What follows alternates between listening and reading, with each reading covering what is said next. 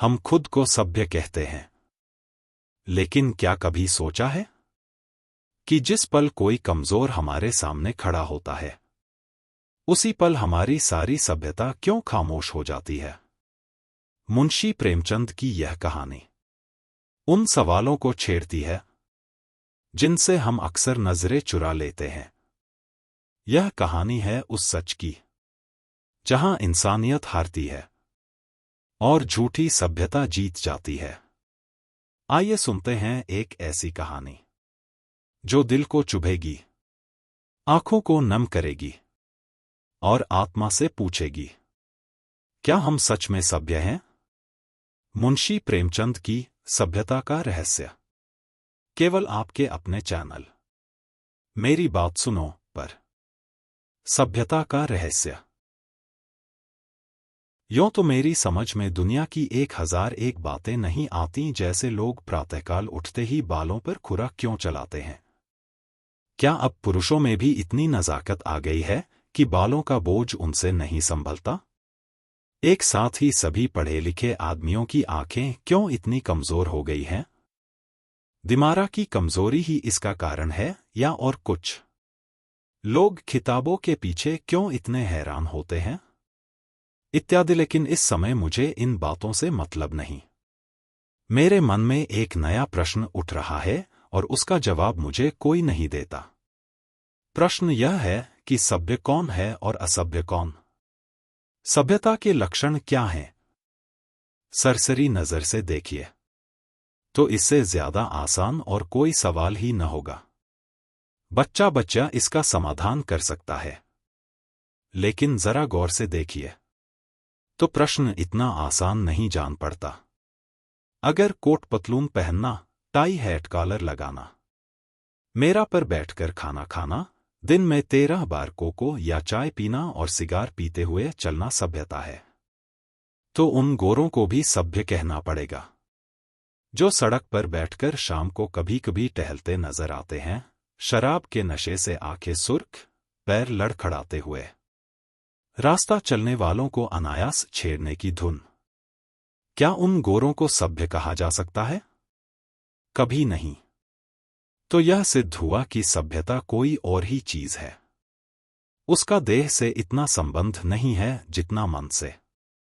मेरे इनेगिने मित्रों में एक राय रतन किशोर भी हैं। आप बहुत ही सहृदय, बहुत ही उदार, बहुत शिक्षित और एक बड़े ओहदेदार हैं। बहुत अच्छा वेतन पाने पर भी उनकी आमदनी खुर्च के लिए काफी नहीं होती। 1/4 वेतन तो बंगले ही की भेंट हो जाती है। इसलिए आप बहुधा चिंतित रहते हैं। रिश्वत तो नहीं लेते, कम से कम मैं नहीं जानता, हालांकि कहते वाले कहते हैं, लेकिन इतना जानता हूं कि वह भत्ता बढ़ाने के लिए दौरे पर बहुत रहते हैं। यहां तक कि इसके लिए हर साल बजट की किसी दूसरे मद से रुपए निकालने पड़ते हैं। उनके अफसर कहते हैं, इतने दौरे क्यों करते हो? तो जवाब देते हैं, इस जिले का काम ही ऐसा है कि जब तक खूब दौरे न किए जाएं रियाया शांत नहीं रह सकती। लेकिन मजा तो यह है कि राय साहब उतने दौरे वास्तव में नहीं करते जितने कि अपने रोजनामचे में लिखते हैं। उनके पड़ाव शहर से 50 मील पर होते हैं। खेमे वहां गड़े रहते हैं, कैंप के अमले वहां पड़े रहते हैं और राय साहब घर पर मित्रों के साथ गपशप करते रहते हैं। पर किसी की मजाल है कि राय साहब की नेकनियति पर संदेह कर सके। उनके सभ्य पुरुष होने में किसी को शंका नहीं हो सकती। एक दिन मैं उनसे मिलने गया। उस समय वह अपने घसियारे दमड़ी को डांट रहे थे। दमड़ी रात दिन का नौकर था, लेकिन घर रोटी खाने जाया करता था। उसका घर घोड़ों ही दूर पर एक गांव में था। कल रात को किसी कारण से यहां न आ सका, इसलिए डांट पड़ रही थी। राय साहब, जब हम तुम्हें रात दिन के लिए रखे हुए हैं तो तुम घर पर क्यों रहे? कल के पैसे कट जाएंगे। दमड़ी, हजूर, एक मेहमान आ गए थे, इसी से न आ सका। राय साहब, तो कल के पैसे उसी मेहमान से लो। दमड़ी, सरकार, अब कभी ऐसी थता न होगी। राय साहब, बकवक मत करो। राय साहब 2 रुपए जुर्माना। दमड़ी रोता चला गया। रोग्या बख्शाने आया था। नमाज गले पड़ गई। 2 रुपए जुर्माना ठुक गया। धता यही थी कि बेचारा कसूर माफ कराना चाहता था। यह एक रात को गैरहाजिर होने की सजा थी। बेचारा दिन भर का काम कर चुका था। रात को यहां सोया न था, उसका दंड। और घर बैठे भत्ते उड़ाने वाले को कोई नहीं पूछता, कोई दंड नहीं देता। दंड तो मिले और ऐसा मिले कि जिंदगी भर याद रहे, पर पकड़ना तो मुश्किल है। दमड़ी भी अगर होशियार होता तो जरा रात रहे आकर कोठरी में सो जाता। फिर किसे खबर होती कि वह रात को कहाँ रहा। पर गरीब इतना चंट न था। दमड़ी के पास कुल 6 बिस्सा जमीन थी, पर इतने ही प्राणियों का खर्च भी था। उसके 2 लड़के, 2 लड़कियां और स्त्री सब खेती में लगे रहते थे, फिर भी पेट की रोटियां नहीं मयस्सर होती थी। इतनी जमीन क्या सोना उगल देती। अगर सबके सब घर से निकल मजदूरी करने लगते तो आराम से रह सकते थे, लेकिन मौरूसी किसान मजदूर कहलाने का अपमान न सह सकता था। इस बदनामी से बचने के लिए 2 बैल बांध रखे थे। उसके वेतन का बड़ा भाग बैलों के दाने चारे ही में उड़ जाता था। ये सारी तकलीफें मंजूर थीं, पर खेती छोड़कर मजदूर बन जाना मंजूर न था। किसान की जो प्रतिष्ठा है वह कहीं मजदूर की हो सकती है, चाहे वह रुपया रोज ही क्यों न कमाए। किसानी के साथ मजदूरी करना इतने अपमान को बात नहीं। द्वार पर बंधे हुए बैल उसकी मान रक्षा किया करते हैं, पर बैलों को बेचकर फिर कहाँ मुंह दिखलाने की जगह रह सकती है। रात के 10 बजे थे। दोनों महिलाओं में बातें होने लगीं। 20,000 की बातचीत थी। राय साहब की पत्नी तो इतनी खुश हुई कि उसी वक्त राय साहब के पास दौड़ी हुई आई और कहने लगी, ले लो, ले लो। तुम नहीं लोगे तो मैं से लूंगी। राय साहब ने कहा, इतनी बेसब्र न हो। वह तुम्हें अपने दिल में क्या समझेगी? कुछ अपनी इज्जत का भी ख्याल है या नहीं? माना कि रकम बड़ी है और इससे मैं एक बारगी तुम्हारे आए दिन की फरमाइशों से मुक्त हो जाऊंगा, लेकिन एक सिविलियन की इज्जत भी तो कोई मामूली चीज नहीं है। तुम्हें पहले बिगड़कर कहना चाहिए था कि मुझसे ऐसी बेहूदी बातचीत करनी हो तो यहां से चली जाओ। मैं अपने कानों से नहीं सुनना चाहती। स्त्री, यह तो मैंने पहले ही किया, बिगड़कर खूब खरी खोटी सुनायो। क्या इतना भी नहीं जानती? बेचारी मेरे पैरों पर सर रखकर रोने लगी। राय साहब यह कहा था कि राय साहब से कहूंगी तो मुझे कच्चा हो चबा जाएंगे। यह कहते हुए राय साहब ने गदगद होकर पत्नी को गले लगा लिया। स्त्री, अजी, मैं न जाने ऐसी कितनी ही बातें कह चुकी, लेकिन किसी तरह टाले नहीं टलती। रो रो कर जान दे रही है। राय साहब, उससे वादा तो नहीं कर लिया? स्त्री, वादा? मैं रुपए लेकर संदूक में रख आई। नोट थे। राय साहब, कितनी जबरदस्त अहमक हो। ना मालूम ईश्वर तुम्हें कभी समझ भी देगा या नहीं। स्त्री, अब क्या देगा? देना होता तो दे न दी होती। राय साहब, हाँ मालूम तो ऐसा ही होता है। मुझसे कहा तक नहीं और रुपए लेकर संदूक में दाखिल कर लिए। अगर किसी तरह बात खुल जाए तो कहीं का न रहूं। स्त्री, तो भाई सोच लो, अगर कुछ गड़बड़ हो तो मैं जाकर रुपए लौटा हूं। राय साहब, फिर वही हिमाकत। अरे, अब तो जो कुछ होना था हो चुका। ईश्वर पर भरोसा करके जमानत लेनी पड़ेगी। लेकिन तुम्हारी हिमाकत में शक नहीं। जानती हो, यह सांप के मुंह में उंगली डालना है। यह भी जानती हो कि मुझे ऐसी बातों से कितनी नफरत है, फिर भी बेसब्र हो जाती हो। अब की बार तुम्हारी हिमाकत से मेरा व्रत टूट रहा है। मैंने दिल में ठान लिया था कि अब इस मामले में हाथ न डालूंगा, लेकिन तुम्हारी हिमाकत के मारे जब मेरी कुछ चलने भी पाए स्त्री मैं जाकर लौटाए देती हूं। राय साहब और मैं जाकर जहर खाए लेता हूं। इधर तो स्त्री पुरुष में यह अभिनय हो रहा था। उधर दमड़ी उसी वक्त अपने गांव के मुखिया के खेत से ज्वार काट रहा था। आज वह रात भर की छुट्टी लेकर घर गया था। बैलों के लिए चारे का एक दिन का भी नहीं है। अभी वेतन मिलने में कई दिन की देर थी। मान ले न सकता था।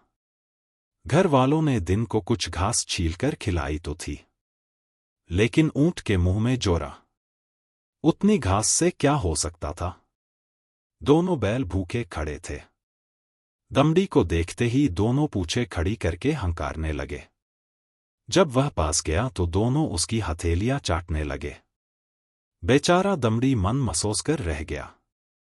सोचा इस वक्त तो कुछ हो नहीं सकता। सवेरे किसी से कुछ उधार लेकर चारा लाऊंगा। लेकिन जब 11 बजे रात उसकी आंखें खुली तो देखा कि दोनों बैल अभी तक नांद पर खड़े हैं। चांदनी रात थी।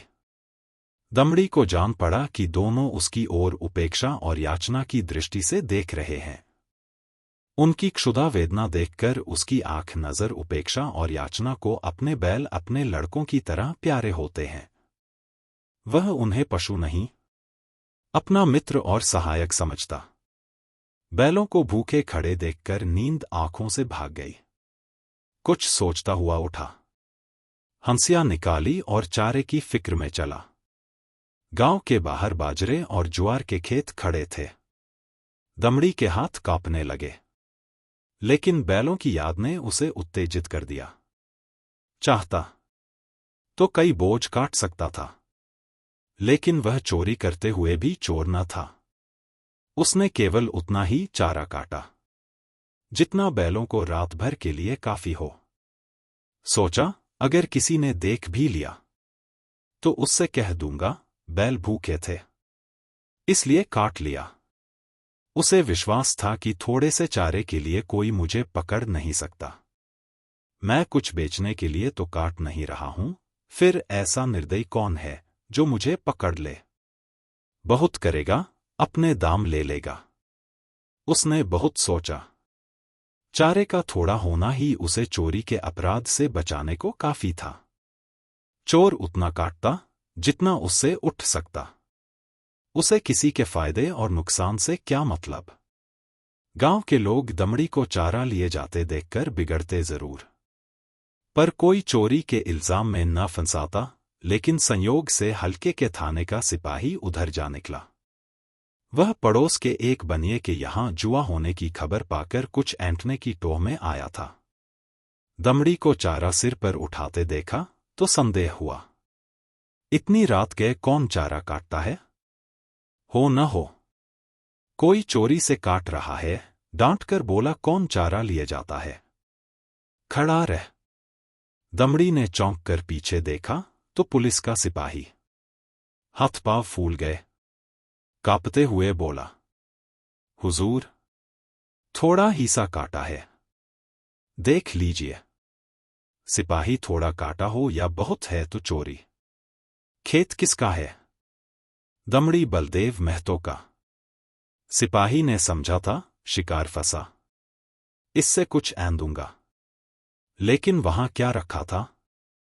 पकड़कर गांव में लाया और जब वहां भी कुछ हत्थे चढ़ता न दिखाई दिया तो थाने ले गया। थानेदार ने चालान कर दिया। मुकदमा राय साहब ही के इजलास में पेश किया। राय साहब ने दमड़ी को फंसे हुए देखा तो हमदर्दी के बदले कठोरता से काम लिया। बोले, यह मेरी बदनामी की बात है। तेरा क्या बिगड़ा? साल 6 महीने की सजा हो जाएगी। शर्मिंदा तो मुझे होना पड़ रहा है। लोग यही तो कहते होंगे कि राय साहब के आदमी ऐसे बदमाश और चोर हैं। तू मेरा नौकर न होता तो मैं हल्की सजा देता, लेकिन तू मेरा नौकर। एक दिन राय साहब उसे सर्दी से कांपते देखकर बोले, कपड़े क्यों नहीं बनवाता? क्रॉप क्यों रहा है? दमड़ी सरकार, पेट की रोटी तो पूरी ही नहीं पड़ती, कपड़े कहां से बनवाऊं? राय साहब बैलों को बेच क्यों नहीं डालता? सैकड़ों बार समझा चुका। लेकिन न जाने क्यों इतनी मोटी सी बात तेरी समझ में नहीं आती। दमड़ी। सरकार, बिरादरी में कहीं मुंह दिखाने लायक न रहूंगा। लड़की की सगाई न हो पाएगी। टाट बाहर कर दिया जाऊंगा। राय साहब, इन्हीं हिमाकतों से तुम लोगों की यह दुर्गति हो रही है। ऐसे आदमियों पर दया करना भी पाप है। क्यों मुंशी जी, इस पागलपन का भी कोई इलाज है? जाड़ों मर रहे हैं, पर दरवाजे पर बैल जरूर बांधेंगे। मैंने कहा, जनाब, यह तो अपनी अपनी समझ है। राय साहब, ऐसी समझ को दूर से सलाम कीजिए। मेरे यहां कई पुश्तों से जन्माष्टमी का उत्सव मनाया जाता था। कई हजार रुपयों पर पानी फिर जाता था। गाना होता था, दावतें होती थीं, रिश्तेदारों को न्योते दिए जाते थे, गरीबों को कपड़े बांटे जाते थे। वालिद साहब के बाद पहले ही साल मैंने उत्सव बंद कर दिया। फायदा क्या? मुफ्त में 4-5 हजार की चपत खानी पड़ती थी। सारे कस्बे में वावेला मचा। आवाजें कसी गईं। किसी ने नास्तिक कहा, किसी ने ईसाई बनाया, लेकिन यहां इन बातों की क्या परवाह। आखिर थोड़े ही दिनों में सारा कोलाहल शांत हो गया। अजी, बड़ी दिल लगी थी। कस्बे में किसी के यहां शादी हो, लकड़ी मुझसे ले। पुश्तों से यह रस्म चली आती थी। वालिद तो दूसरों से दरख्त मोल लेकर इस रस्म को निभाते थे। थी हिमाकत या नहीं? मैंने फौरन लकड़ी देना बंद कर दिया। इस पर भी लोग बहुत रोए धोए, लेकिन दूसरों का रोना धोना सुनूं या अपना फायदा देखें। लकड़ी से कम 500 रुपए सालाना की बचत हो गई। अब कोई भूलकर भी इन चीजों के लिए मुझे दिक करने नहीं आता। मेरे दिल में फिर सवाल पैदा हुआ, दोनों में कौन सभ्य है? कुल प्रतिष्ठा पर प्राण देने वाले मूर्ख दमड़ी, या धन पर कुल मर्यादा को बलि देने वाले राय रतन किशोर? राय साहब के इजलास में एक बड़े मार्के का मुकदमा पेश था। शहर का एक रईस खून के मामले में फंस गया था। उसकी जमानत के लिए राय साहब की खुशामदें होने लगीं। इज्जत की बात थी। रईस साहब का हुक्म था कि चाहे रियासत बिक जाए, पर इस मुकदमे से बेदारा निकल जाऊं। डालियां लगाई गईं, सिफारिशें पहुंचाई गईं, पर राय साहब पर कोई असर न हुआ। रईस के आदमियों को प्रत्यक्ष रूप से रिश्वत की चर्चा करने की हिम्मत न पड़ती थी। आखिर जब कोई बस न चला, तो रईस की स्त्री से मिलकर सौदा पटाने की ठानी। इसलिए कड़ी से कड़ी सजा दूंगा। मैं यह नहीं सुन सकता कि राय साहब ने अपने नौकर के साथ रियायत की। यह कहकर राय साहब ने दमड़ी को 6 महीने की सख्त कैद का हुक्म सुना दिया। उसी दिन उन्होंने खून के मुकदमे में जमानत ले ली। मैंने दोनों वृत्तांत सुने और मेरे दिल में यह ख्याल और भी पक्का हो गया कि सभ्यता केवल हुनर के साथ ऐब करने का नाम है। आप बुरे से बुरा काम करें, लेकिन अगर आप उस पर पर्दा डाल सकते हैं, तो आप सभ्य हैं, सज्जन हैं, जेंटिलमैन हैं। अगर आप में यह सिफत नहीं, तो आप असभ्य हैं, गवार हैं, बदमाश हैं। यह सभ्यता का रहस्य है।